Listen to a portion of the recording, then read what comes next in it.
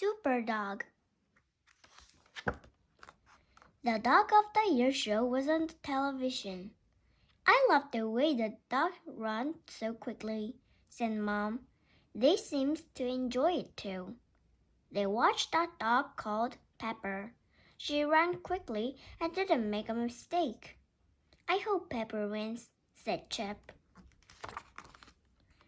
The next dog was called Raffles. Kipper liked him more than Pepper.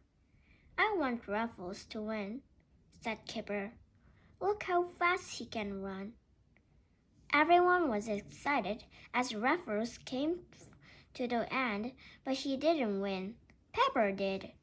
I knew Pepper would do it, shouted Biff. Floppy was asleep on the floor. Biff poked him with her toe. Wake up, Floppy, she said. Look at all these clever dogs on the television. Why can't you do clever things like them? Floppy opened one eye. Then he yawned and went back to sleep. The next day, Biff, Chip, and Kipper went outside to play. Wolf and Wilma came round. Floppy was fast asleep on the grass. Did you see the Dog of the Year show on television? Asked Biff. Yes, it was brilliant, said Wilma. I wonder if Floppy could do some of the things we saw on television, said Chip. Biff found a box. Come on, Floppy, she said. Let's see what you can do. Jump on this box. Floppy looked at the box. Oh no, I'm too old to do tricks, he thought. The children made course for Fluffy. It had all kinds of things for him to run round or jump over. We must give him a treat every time he does well, said Biff. That's the way to train a dog. Oh no, thought Floppy. I don't believe this. At first, Floppy did quite well, but he soon got tired and fed up. He didn't like the way the children shouted at him at all the same time. I don't want to be the Dog of the Year show, he thought. I just want to be left alone. Oh, Floppy, you're hopeless, said Kipper. Wilma's mom came round. She wanted to take everyone swimming. Kipper liked going swimming with Wilma's mom.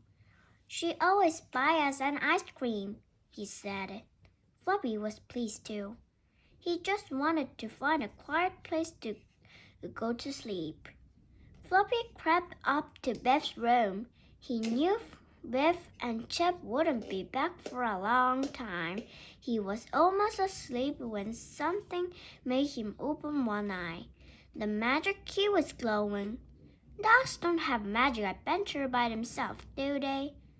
The magic began to work. Floppy was in a big city. The city was full of people and traffic. Everyone was busy. There was noise everywhere. Well, thought Floppy, so this is the big city. I've never seen so many people, and I've never seen such tall buildings. What a place! Floppy explored the city. He came to a steep hill. A tram took people up and down the hill. He had never seen buses like these before. A lady went past with two dogs. What funny dogs, thought Fluffy. I've never seen dogs with coats on before. There was a pram beside the shop. In the pram was a baby. Suddenly, the pram began to move. The baby's mother had forgotten to put the brake on. At first, nobody saw the pram moving, but it began to move faster and faster. Stop that pram! Someone shouted.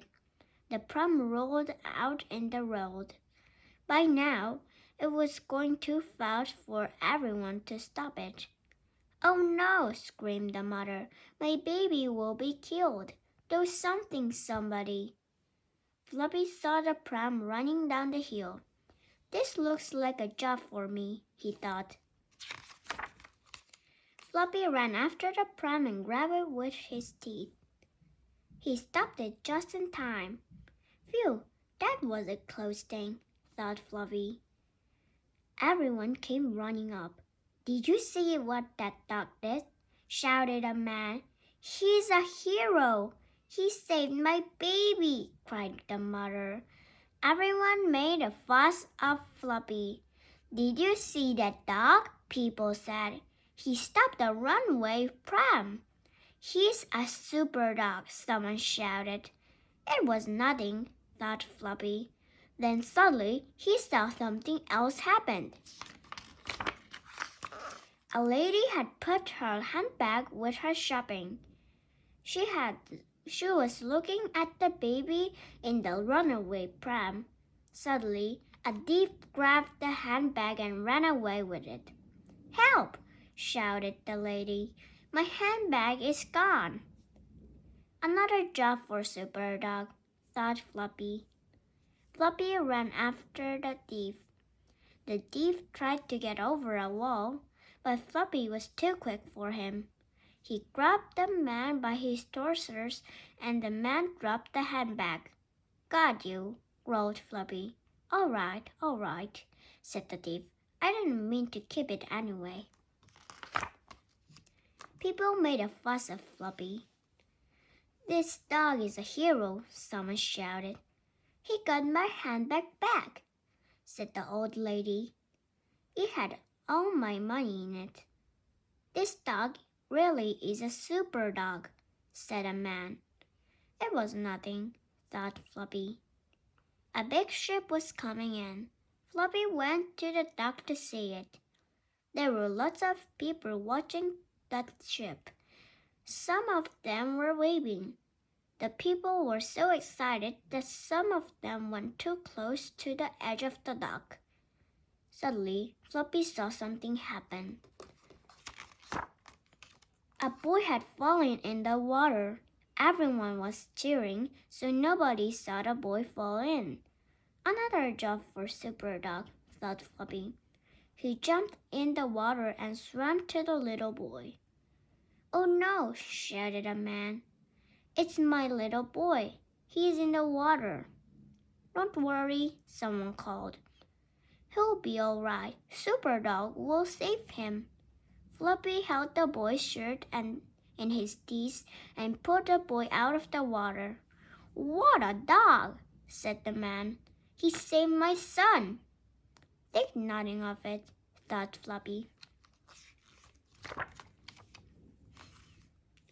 There was a story about Floppy in the newspaper. There were some pictures of him too. Everyone wanted to read about the Floppy the hero. The newspaper said that Floppy was called Superdog. It's better than being called Floppy, thought Floppy. Everywhere Floppy went, people said, There's Superdog. He's a hero. When Floppy crossed the road, all the cars stopped to let him across. It's Superdog, shouted the car drivers. Can we take you anywhere? Did you need a lift? There were some mean dogs in the city. The meanest dog was called Fang. He went round with a dog called Hook and a dog called Snap. Fang, Hook, and Snap met a lost dog. We don't like dogs who wear coats, growled Fang. What are you doing in our part of town? Floppy saw that was happening. He walked up to Fang, Hook, and Snap. I hope you're not being nasty to this lost dog, he said. No, of course not, Superdog, said Fang. We were just offering to take him home. Don't worry, said Floppy. I'll take him. Some men were working at the tall building. It was dangerous to walk working so high up. Suddenly, one of the men slipped and fell. He was on a glider and couldn't get off. The fire service raced to the rescue, but the ladders weren't long enough. "We need to get a rope to him, but how?" shouted one of the firemen. "We can't use a helicopter." A crowd of people stood in the street. Everyone looked up at the building. "Someone will have to take rope to him." "But who?" shouted a man. "Another little job for me," thought Superdog. Fluffy went to the rescue. He took the rope in his teeth. Then he went slowly along the ladder to the man. "Don't look down, Superdog," shouted the man. "It's a long way to fall." "Oh dear," thought Fluffy. "What am I doing in this adventure? I don't like being up here." The man grabbed the rope from Fluffy.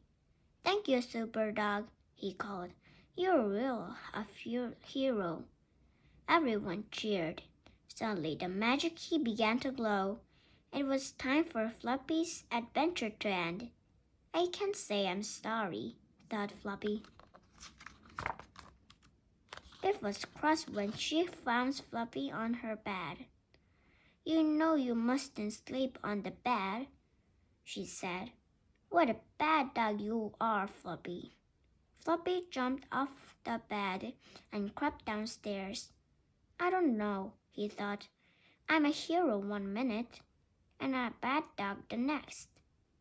The children took Fluffy outside.